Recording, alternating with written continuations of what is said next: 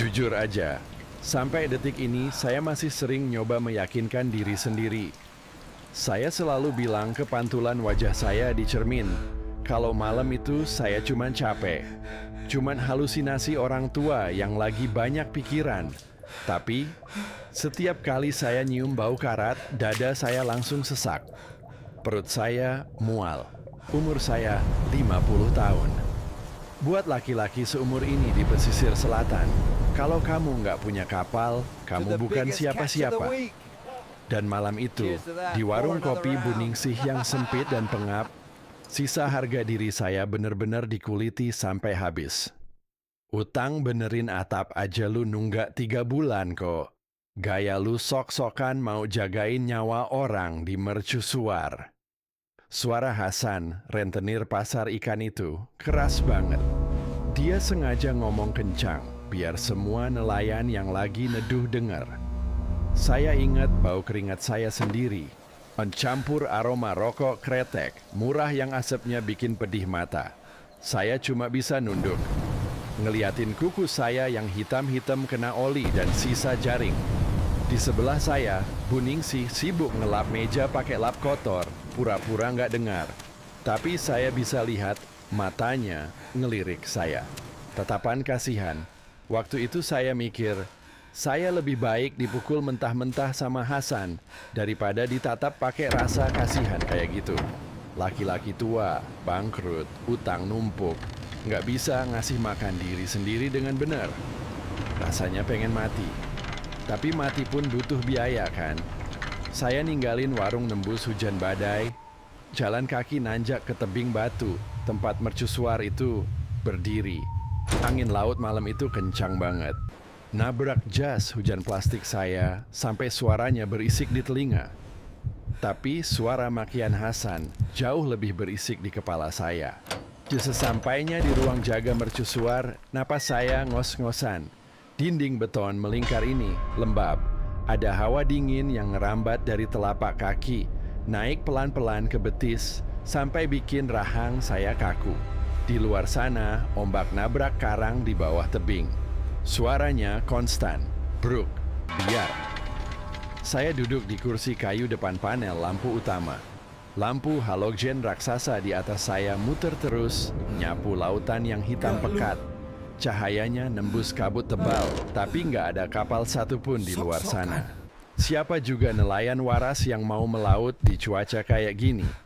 Pikiran saya balik lagi ke utang Hasan, ke tatapan Buningsih, ke tatapan orang-orang kampung yang tiap hari ngeliat saya kayak ngeliat sampah sisa melaut. Saya butuh jalan keluar. Saya butuh sesuatu buat bungkam mulut mereka semua. Mata saya pelan-pelan geser ke sudut ruangan.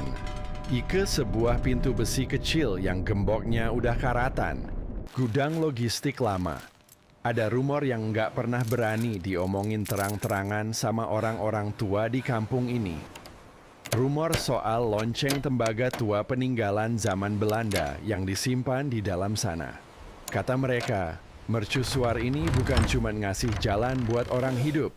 Kalau kamu lagi benar-benar putus asa, kamu bisa minta jalan dari mereka yang ada di dasar laut. Syaratnya gampang, tapi sinting. Matikan lampu utama mercusuar. Tunggu 1 menit di tengah kegelapan total. Lalu pukul lonceng itu 3 kali.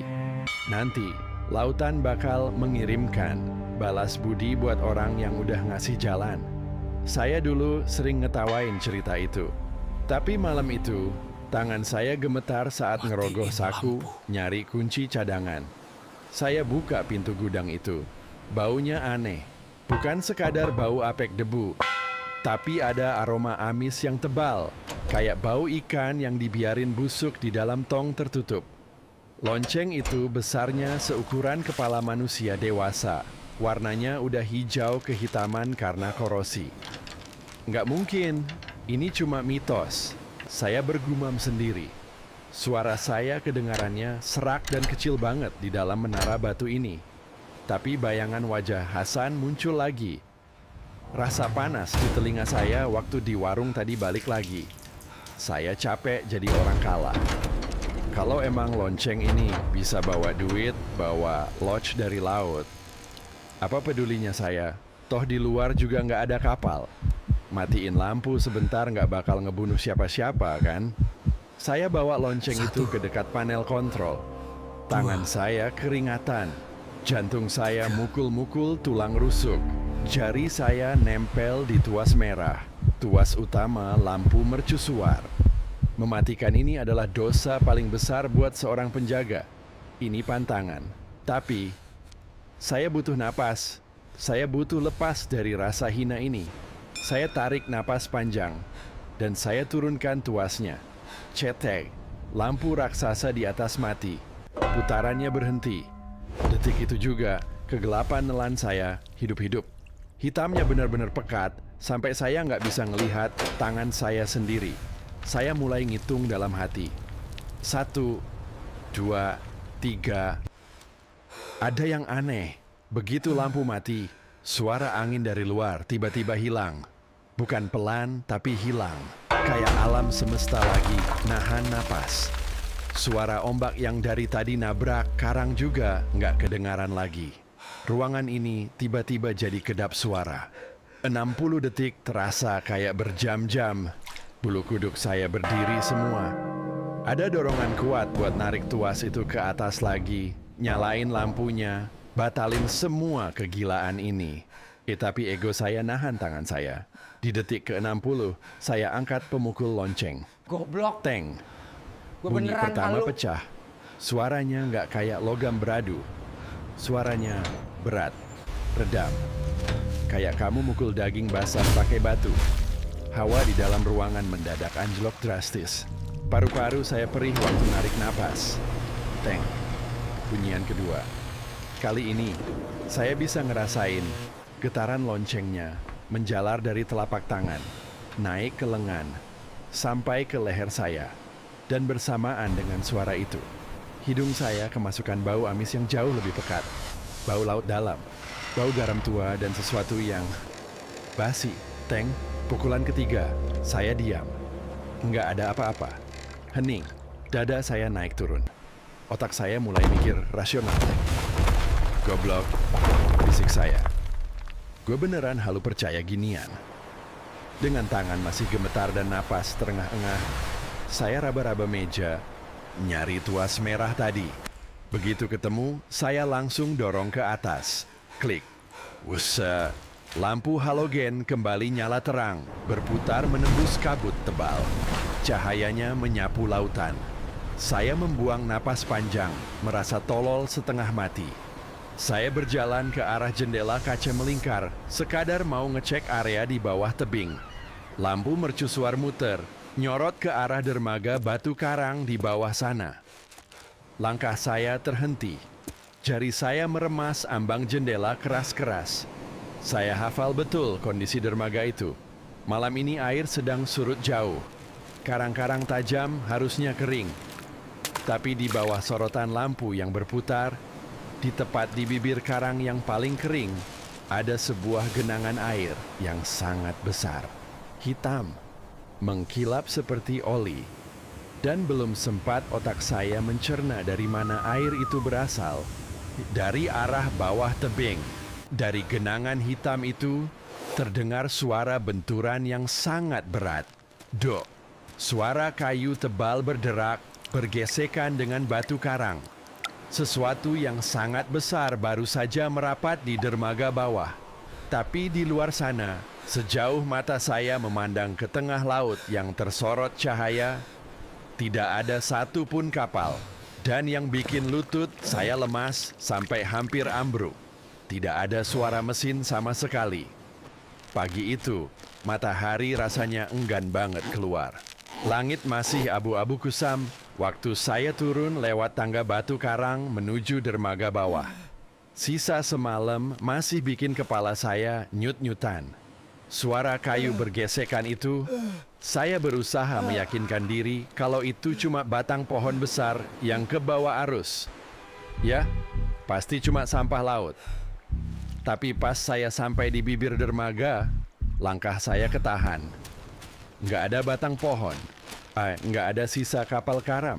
Di atas batu karang yang paling datar, tepat di tempat saya lihat genangan hitam semalam, ada sebuah tas kulit. Warnanya pudar, permukaannya ditumbuhi lumut tipis, basah kuyup. Tas itu bentuknya menggembung. Waktu saya angkat, rasanya berat, teksturnya empuk dan dingin, persis kayak megang bangkai ikan pari yang udah kelamaan mengambang. Tangan saya agak When are you gemetar gonna pay me waktu back, membuka lighthouse resletingnya yang Your seret. debt is growing. Napas saya seketika berhenti. Di dalamnya, tumpukan uang kertas. Lembaran 100 ribuan diikat karet gelang yang udah getas. Semuanya basah. Air laut dan pasir hitam nempel di sela-sela kertasnya. Dan baunya, amisnya bukan main. Bau garam yang pekat, campur aroma darah ikan busuk yang bikin lambung saya langsung bergejolak. Tapi jujur aja, saat itu logika saya udah mati. Mau dari mana ke asalnya? Ini uang. Ini pelampung yang bakal narik saya dari dasar jurang rasa malu. Jam 8 pagi, saya dorong pintu warung Buningsih. Warung masih lumayan sepi, cuman ada Hasan yang lagi ngopi sambil ngerokok di pojokan, sama Wanto yang lagi nyeruput teh anget. Begitu ngelihat saya masuk, ujung bibir Hasan langsung naik, ngebentuk senyum meremehkan yang paling saya benci. Ngapain lu kesini kok? Mau ngutang kopi sekarang? Atap lu udah brak. Saya nggak ngomong apa-apa. Saya cuma narik satu gepok uang dari dalam saku jaket dan ngebantingnya ke atas meja kayu di depan Hasan. Air asin langsung nyiprat pelan dari sela-sela uang itu, ninggalin noda basah yang melebar di taplak plastik. Suara di warung itu langsung mati. Wanto berhenti nyeruput tehnya. Buningsih yang baru keluar dari dapur sampai matung di ambang pintu. I Hasan natap tumpukan uang basah itu, lalu pelan-pelan ngangkat wajahnya ngelihat saya. Rahangnya sedikit turun, matanya ngelebar. Nggak ada lagi nada tinggi atau tawa merendahkan. Itu sisa utang saya. Hitung, suara saya keluar begitu aja. Datar, berat. Anehnya, saya sendiri ngerasa suara itu asing di telinga saya. Hasan ragu-ragu ngambil uang itu. Jari-jarinya bersentuhan sama kertas yang lembab. Saya bisa lihat hidungnya berkerut sedikit, pasti nyium bau amis yang menyengat itu. Tapi dia nggak berani protes. Dia mulai ngitung dengan tangan yang saya perhatikan baik-baik, sedikit gemetar. Di detik itu, ada perasaan luar biasa yang meledak di dada saya. Lega, bangga, sombong. Ngelihat rentenir brengsek yang semalam nginjak-nginjak harga diri saya, sekarang nunduk ngitung lembaran uang di bawah tatapan saya. Sumpah, rasanya manis banget. Saya sampai lupa dari mana uang itu berasal. Saya lupa betapa menjijikkannya bau tas kulit di dermaga tadi. Lebih dari cukup kok, kata Hasan akhirnya. Suaranya pelan. Dia bahkan nggak berani natap mata saya lagi waktu masukin uang itu ke tas selempangnya. Sisanya buat Buningsih, kata saya sambil narik kursi. Duduk dengan punggung tegak yang udah bertahun-tahun nggak pernah saya rasain. Kopi hitam satu, Bu, yang paling kental. Buningsih ngangguk buru-buru. Iya Pak Eko. Siap, Pak Eko. Dia manggil saya, Pak Eko. Bukan kok lagi. Saya minum kopi itu sambil nikmatin perubahan atmosfer di ruangan.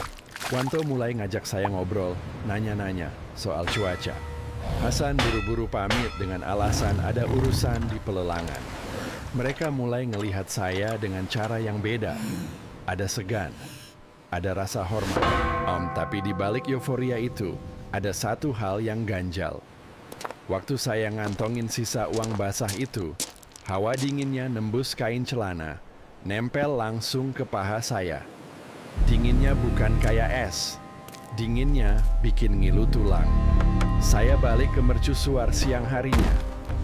Kepala saya udah agak enteng, ngerencanain mau beli jaket baru, mungkin benerin atap kontrakan besok pagi. Sampai di ruang jaga, saya jalan ke meja kontrol buat nulis log harian. Buku Eko. catatan bersampul tebal itu selalu saya biarin terbuka di atas meja. Saya ngambil pulpen, tapi tangan saya berhenti di udara. Di halaman kosong yang harusnya saya isi hari ini, udah ada tulisan. Bukan pakai tinta. Tulisannya kebentuk dari air yang merembes di atas kertas. Ninggalin bekas basah yang warnanya agak kecoklatan. Persis kayak air genangan di dermaga semalam. Saya ngerutkan dahi. Ao mencondongkan badan buat baca deretan huruf yang terbentuk dari rembesan air itu.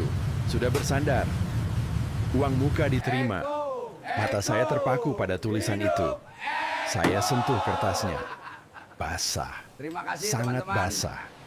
Dan yang bikin napas saya tertahan di tenggorokan. Air di kertas itu sama sekali nggak mengering. Malah perlahan-lahan menetes jatuh ke lantai, satu tetes demi satu tetes, seolah buku itu sedang berkeringat. Awalnya, saya pikir ngelanggar aturan itu cuma bakal terjadi sekali. Sumpah, waktu itu saya mikir cuma butuh modal buat nutup utang, lalu balik jadi Eko yang normal.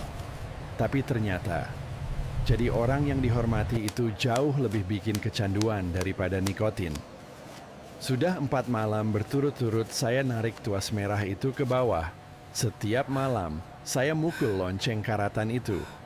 Dan setiap pagi menjelang subuh, genangan hitam di dermaga bawah selalu ninggalin barang baru.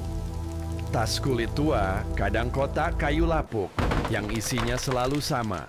Tumpukan uang kertas basah yang bau karatnya makin lama makin menyengat. Sore ini, saya dorong pintu warung Buningsih pakai ujung sepatu bot kulit yang baru saya beli kemarin di kota. Saya juga pakai jaket kulit domba yang tebalnya minta ampun. Harganya setara gaji saya setengah tahun. Begitu saya masuk, suara obrolan di warung langsung berhenti. Ada belasan nelayan di dalam sana. Kalau minggu lalu mereka bakal buang muka atau pura-pura sibuk nyeruput teh, sekarang kepala mereka serempak noleh ke saya. Pak Eko, sini Pak, kosong nih di depan. Tiba-tiba aja semua orang nawarin tempat duduk. Beberapa dari mereka bahkan geser kursi, ngasih jalan buat saya. Saya jalan pelan. Never sengaja nikmatin suara langkah bot saya yang beradu sama lantai semen. Ada kebanggaan yang meledak di dada saya. Perasaan di atas angin yang bikin saya lupa dari mana asal uang di saku saya. Saya duduk, ngeluarin sebungkus rokok cerutu impor dari balik jaket, lalu nyalain ujungnya perlahan. Asap tebal beraroma cengkeh mahal langsung menuhin ruangan. Numpuk di atas bau ikan asin yang biasanya dominan di warung ini. Buningsih, suara saya menggema pelan. Keluarin semua cumi bakar sama ikan pari yang ibu punya. Hari ini, biarin bapak-bapak ini makan sampai kenyang. Saya yang bayar. Sorak-sorai langsung pecah. Orang-orang yang dulu sering ngeludahin tanah kalau saya lewat, sekarang nepuk-nepuk punggung saya, manggil saya bos, manggil saya juragan. Saya ketawa. Saya ngejawab obrolan mereka. Sesaat, saya ngerasa utuh lagi sebagai laki-laki. Tapi di balik tawa itu, ada sesuatu yang salah. Meski saya pakai jaket tebal berlapis bulu domba, tubuh saya sama sekali nggak kerasa hangat. Ada hawa dingin yang aneh. Dinginnya nggak nempel di kulit, tapi seolah-olah ngalir di dalam pembuluh darah saya. Tiap kali saya narik napas panjang, paru-paru saya terasa berat, kayak lagi ngirup udara di ruangan yang kelewat lembab. Saya ngeluarin segepok uang 100 ribuan dari saku dalam jaket, naruh di atas meja kayu. Uang itu masih lembab, airnya sedikit merembes, ninggalin bekas basah di taplak. Buningsih buru-buru nyamperin, matanya berbinar ngelihat tumpukan uang itu. Aduh Pak Eko, repot-repot banget. Makasih banyak ya Pak. Waktu tangannya nyentuh uang basah itu buat ngambil kembalian, mata saya menangkap sebuah detail kecil. Di punggung tangan Buningsih, di sela-sela jarinya, Kulitnya mengelupas merah. Bentuknya melingkar, persis kayak luka bakar kena air keras. Atau kayak daging yang kelamaan direndam garam sampai melepuh. Anehnya, Buningsih kayak nggak ngerasa perih sama sekali.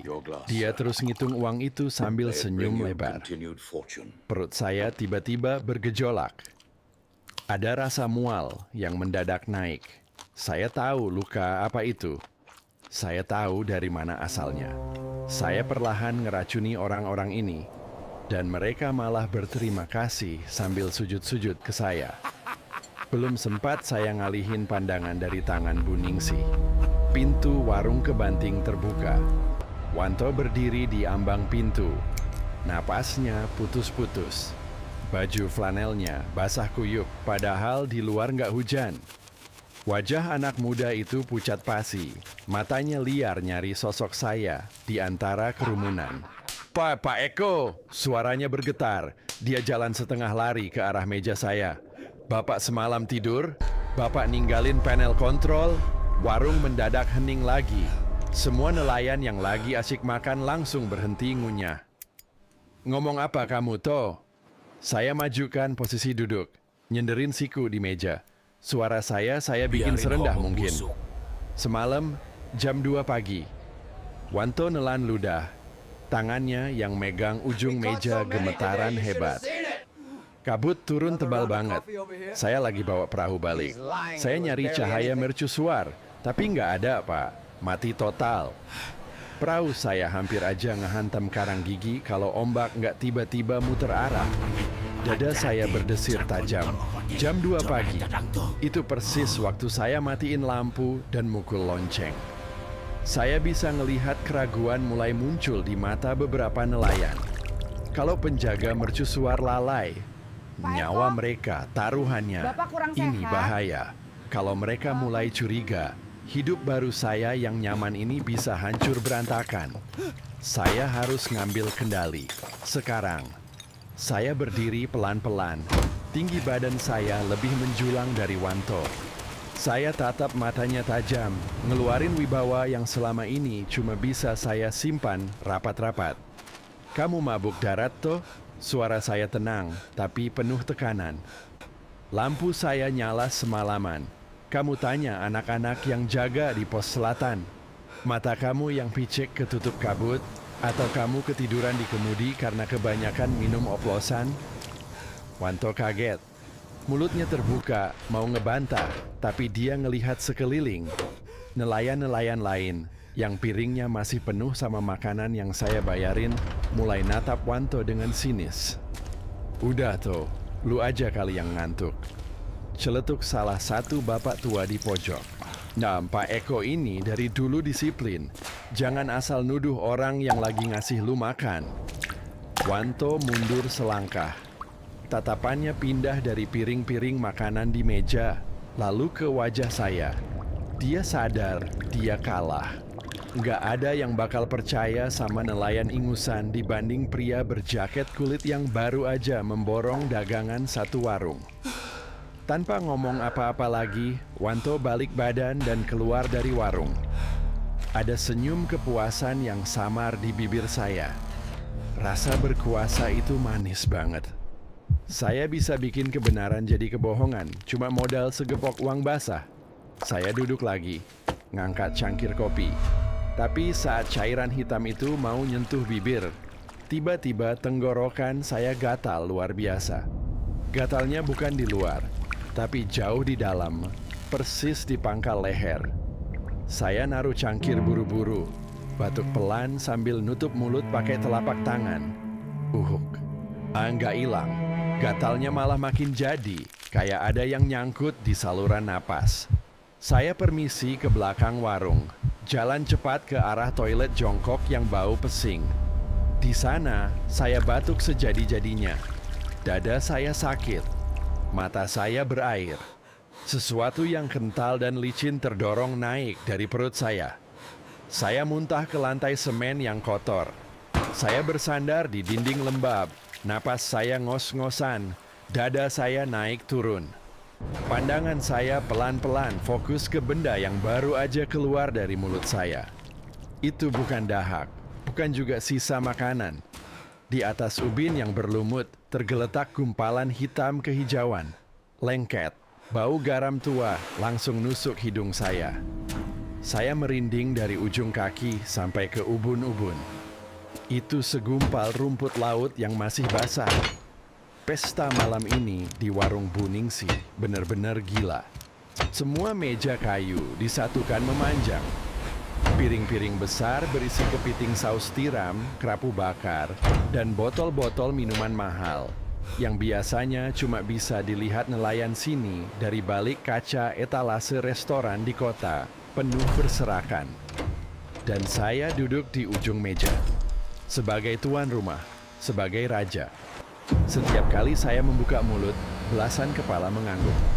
Hasan yang dulu neriakin utang saya di depan umum, sekarang sibuk menuangkan minuman ke gelas saya sambil terus menunduk hormat.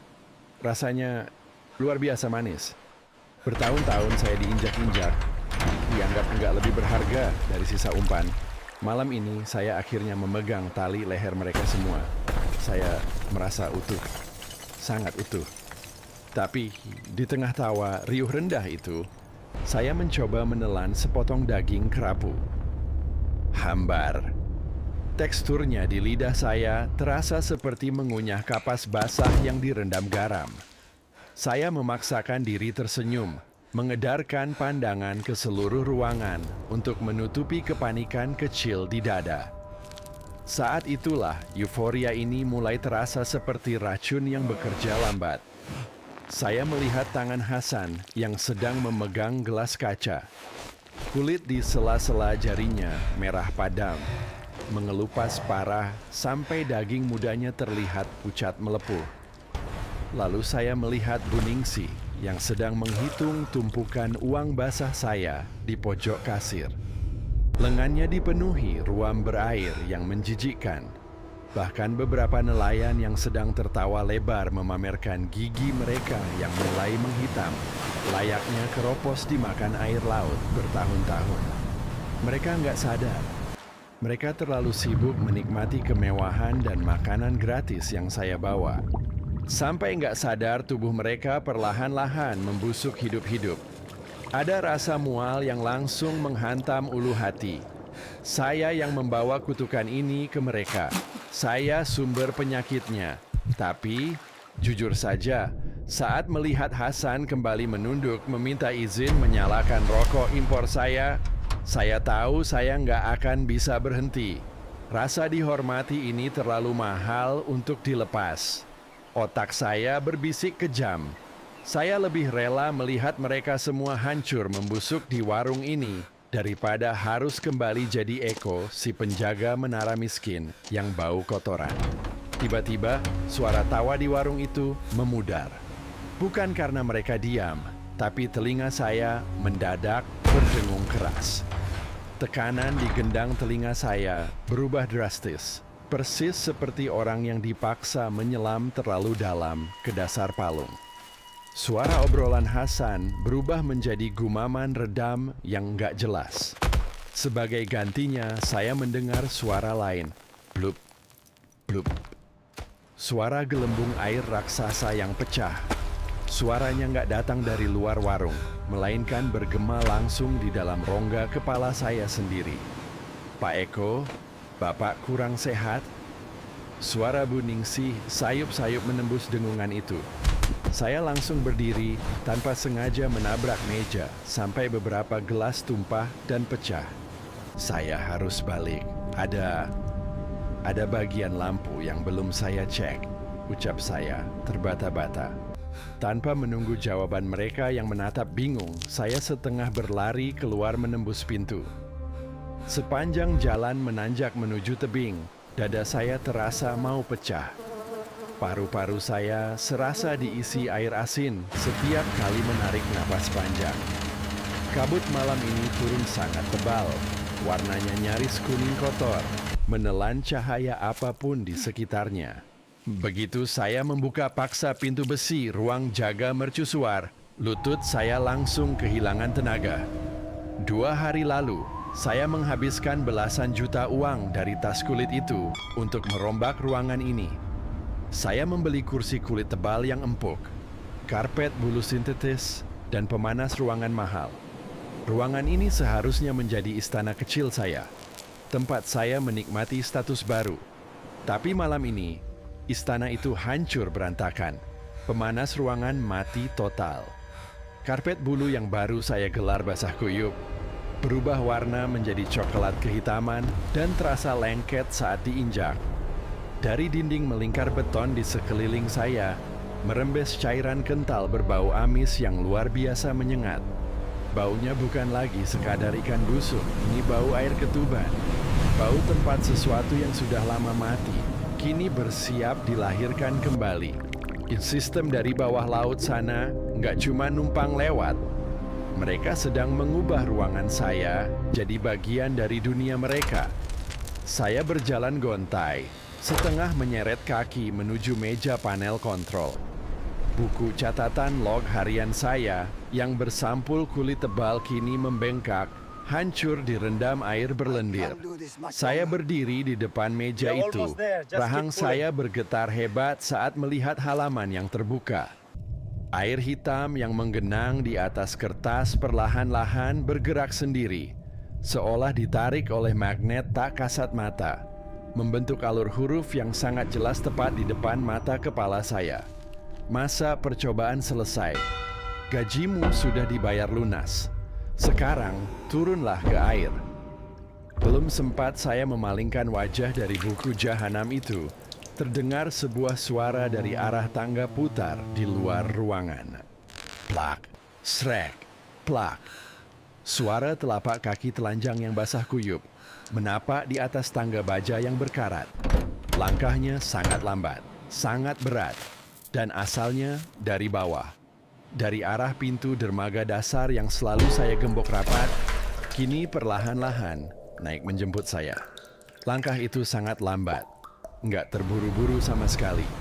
Kayak ada kepastian yang mengerikan bahwa kemanapun saya lari, ruangan melingkar ini nggak punya pintu keluar lain. Srek, plak. Suara telapak kaki basah itu sekarang menapak di bordes lantai 2. Sebentar lagi sampai ke balik pintu besi saya. Jantung saya rasanya mau meledak. Otak saya yang panik cuma bisa nangkep satu ide. Cahaya. Ya, mereka benci cahaya. Selama ini saya mengundang mereka masuk dengan cara mematikan lampu utama. Kalau saya nyalain lagi, kalau saya tembak ruangan ini pakai cahaya halogen raksasa itu, sistem gila ini pasti mundur. Dengan tangan gemetar hebat, saya meraba-raba meja panel dalam remang kabut. Udara di dalam ruangan makin pekat. Aroma amis yang bercampur bau karat menempel di langit-langit mulut sampai saya mau muntah. Dapat. Ujung jari saya nyentuh tuas merah itu. Saya tarik napas pendek dan dengan sisa tenaga, saya dorong tuasnya ke atas. Klik. Wus. Lampu halogen di atas menara menyala benderang. Putaran mesinnya berdengung kencang, memecah kesunyian. Cahaya putih yang sangat menyilaukan menyapu dinding dan kabut di luar kaca. Sesaat, ada embusan napas lega yang lolos dari mulut saya. Saya menang. Saya bisa mengusir perang. Bahkan sebelum lampu itu menyelesaikan satu putaran penuh, kaca bohlam raksasa di atas saya meledak. Pecahannya berhamburan menghujani lantai beton. Bukan karena korsleting, tekanan udara di ruangan ini tiba-tiba hancur berantakan, seolah seluruh berat lautan di luar sana baru saja dijatuhkan tepat ke atas atap mercusuar. Gelap total langsung menelan saya. Tapi kali ini, gelapnya terasa padat, menekan dari segala arah. Nggak ada sosok monster bersisik, nggak ada wujud hantu pucat atau tangan yang mencekik leher saya. Hukuman dari lautan nggak bekerja sepicisan itu. Yang terjadi jauh lebih sunyi dan jauh lebih kejam. Suhu ruangan anjlok seketika. Di tengah kegelapan yang membekukan itu, saya tiba-tiba merasakan sesuatu yang aneh di saku jaket kulit domba saya. Lembaran-lembaran uang basah yang semalaman bikin saya merasa jadi raja, yang bikin semua orang tunduk mencium kaki saya, mendadak memuai. Tumpukan kertas itu berubah menjadi sangat berat. Berkilo-kilo beratnya. Menarik pundak saya ke bawah, persis seperti batu jangkar kapal. Saya jatuh berlutut. Kaki saya nggak sanggup menahan beban dari jaket saya sendiri.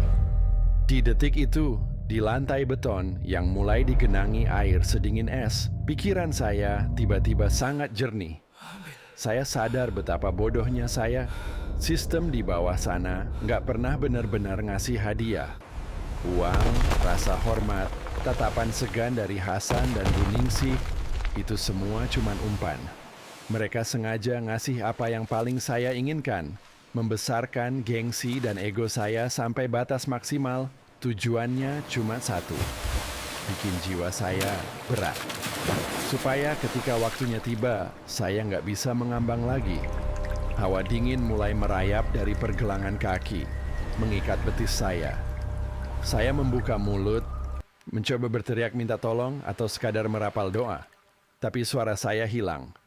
Sebagai gantinya, air asin sedingin es tumpah masuk, memenuhi rongga mulut dan membanjiri paru-paru saya tanpa ampun.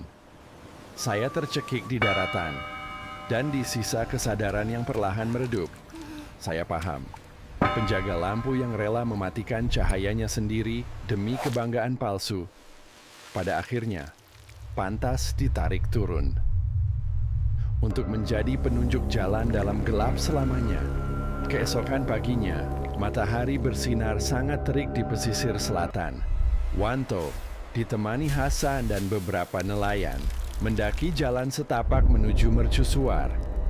Semalaman warga kampung cemas karena cahaya penunjuk arah benar-benar mati, dan perahu-perahu kecil nyaris tersesat. Mereka mendobrak pintu ruang jaga yang sedikit macet. Nggak ada siapa-siapa di dalam, kosong. Pemanas ruangan mewah itu mati total. Karpet bulu sintetis yang baru dibeli Eko mengeras, kaku dipenuhi kristal garam setebal 2 jari. Nggak ada jejak perkelahian atau cipratan darah. Cuman ada bau amis luar biasa pekat yang membuat Hasan sampai harus keluar ruangan untuk muntah. Wanto berjalan pelan mengelilingi ruangan, matanya nanar mencari sosok pria yang semalam menraktir satu kampung. Sampai akhirnya, pandangan nelayan muda itu jatuh ke arah jendela kaca yang menghadap langsung ke jurang tebing. Di bawah sana, air laut sedang pasang tinggi, membentur karang dengan suara gemuruh yang konstan, dan mengambang pelan di antara buih ombak putih. Ada sebuah jaket kulit domba yang mahal. Jaket itu timbul tenggelam. Dia perlahan-lahan ditarik ke dasar laut karena saku-sakunya penuh, dijejali lembaran uang kertas basah yang kini mulai hancur menjadi bubur. Orang-orang di warung mungkin akan terus menunggu kembalinya bos baru mereka, tanpa pernah tahu kalau sang raja sudah dijemput untuk melunasi tagihannya sendiri. Kalau kalian ada di posisi Eko dengan harga diri yang sudah diinjak-injak sampai hancur, seberapa yakin kalian gak akan ikut menarik tuas merah itu dan memukul loncengnya?